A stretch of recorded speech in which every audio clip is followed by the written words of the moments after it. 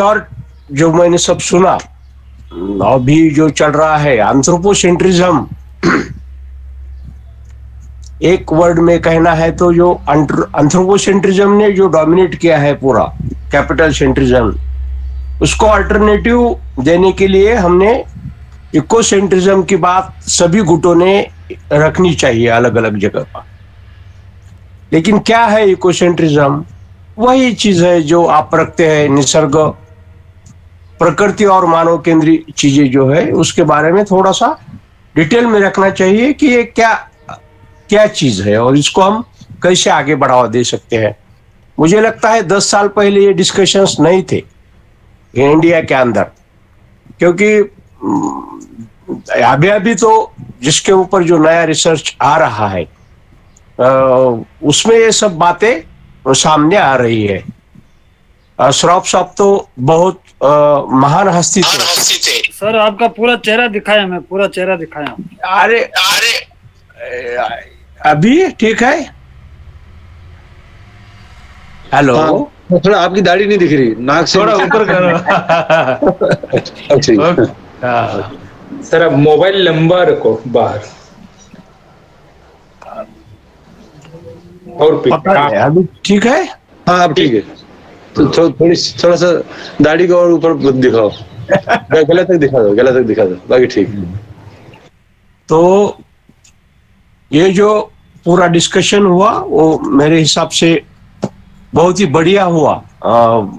सब चीजें जो दुनिया भर चल रही है, लेकिन मैं कुछ चीजें, आप सहमत हो या न हो, लेकिन मैं कुछ चीजें और आपके सामने रखना चाहूंगा कि दुनिया का कितनी भी बड़ी हस्ती क्यों न हो, कार्ल मार्क्स जैसी, उन्होंने जो सब चीजें रखी होती है उसको विकसित करना पड़ता है, डेवलप करना पड़ता है। उसको हम पोथीनिष्ठ रूप से नहीं देख सकते। समाज का जो बदलाव आता है वो बदलाव में नई सोच, नया चिंतन रखना पड़ता है। श्रॉफ साहब का मैंने पढ़ा नहीं, उनके ऊपर कहना तो ठीक नहीं होगा बिगड़ पड़े, लेकिन जो भी चिंतन है उनका, जो भी कंट्रीब्यूशन है, योगदान है, उसको भी विकसित करना पड़ेगा कि उनको अंतिम मानकर हम नहीं चल सकते, या किसी भी बड़े विद्वान के दुनिया का जो कहना है उसको हम अंतिम रूप के तौर पर नहीं देखना चाहिए।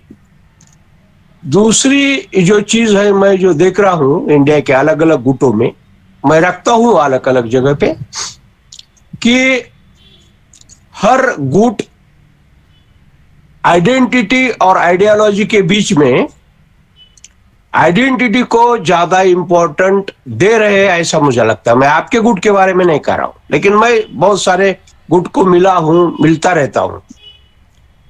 तो अभी यह समय है कि आपके आइडेंटिटी रखते हुए, आपका अस्तित्व रखते हुए, एक भारत के तौर पर एक नया आइडियोलॉजी सामने सब गुटों जैसे जैसे विकसित हो रहे हैं वो सामने लाना चाहिए, और इंडिया लेवल पर एक मिनिमम कॉमन प्रोग्राम के तौर पर जितने भी हमारे सोच समझ वाले लोग हैं उनको इकट्ठा लाने की कोशिश अगले 4-5 साल में होनी चाहिए।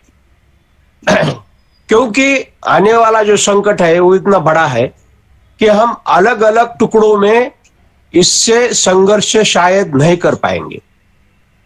तो हम जब तक एक बड़ी ताकतवर संगठना इंडिया के, हिंदुस्तान के, इंडिया के, भारत के लेवल पर नहीं बनाएंगे, तो फिर ये इसको शायद हम ये फाइट करने में कितना सफल रहेंगे, ऐसा सोच कभी कभी आता है। क्योंकि मुझे लगता है जितने अर्थशास्त्री है दुनिया के और इन्वायरमेंटलिस्ट है, जो जिसको इन्वायरमेंटल इकोनॉमिस्ट है, पर्यावरणीय अर्थशास्त्रज्ञ है, वो तो सब इस चीज को मानते हैं कि 2035 तक वर्ल्ड इकोनॉमी हो सकता है शायद गिर जाएगा, वो भी एक इन्वायरमेंटल बैंक्रप्सी को लेके। तो ये जो चीजें हो रही है बहुत ही गलत तरीके से दुनिया भर में हो रही है, और फिर हमें भी इंडिया लेवल के ऊपर जितने भी छोटे मोटे संगठन हैं उनको साथ जोड़ के एक बड़ी ताकत बनाने का सोच सामने रखना चाहिए, और सभी गुटों के पास जो भी कंट्रीब्यूशन आता है उनका जो आइडियोलॉजिकल कंट्रीब्यूशन है सभी को इकट्ठा करके एक बड़ा प्रोग्राम इंडिया लेवल पर बनाने की कोशिश 4-5 साल में बनानी चाहिए, ऐसा मुझे लगता है। आपने जो मुझे बोलने का मौका दिया, धन्यवाद। और मैं विनम्रतापूर्ण श्रॉफ साहब को श्रद्धांजलि बहाल करता हूं। धन्यवाद।